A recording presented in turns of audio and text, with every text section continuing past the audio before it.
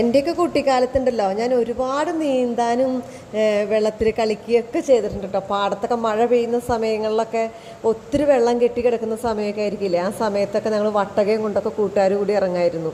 ആ വട്ടകയിൽ ഇരുന്ന് ഇങ്ങനെ ഒരു അപ്പുറം ഇപ്പുറമൊക്കെ പിടിച്ചിങ്ങനെ തള്ളി തള്ളി തള്ളി അങ്ങനെയൊക്കെ പോകും. അതൊക്കെ ഒരു രസമായിരുന്നില്ല അന്നത്തെ കാലമൊക്കെ.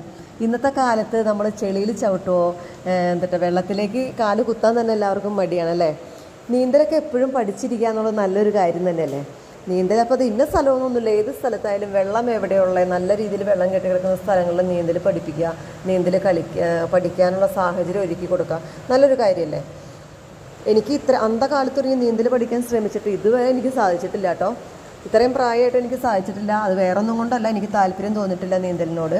പക്ഷെ എൻ്റെ മോന് നല്ല താല്പര്യമാണ്. അതിൻ്റെ പേരിൽ കനാലിൽ, എൻ്റെ വീടിൻ്റെ ഫ്രണ്ടിൽ തന്നെ കനാലാണ്. ആ കനാലിൽ നല്ല തെളിഞ്ഞ വെള്ളം വന്നു കഴിഞ്ഞപ്പോൾ ചേട്ടനും മോനും കൂടി നീന്തൽ പഠിക്കാനുള്ള ശ്രമത്തിലാണ് കേട്ടോ.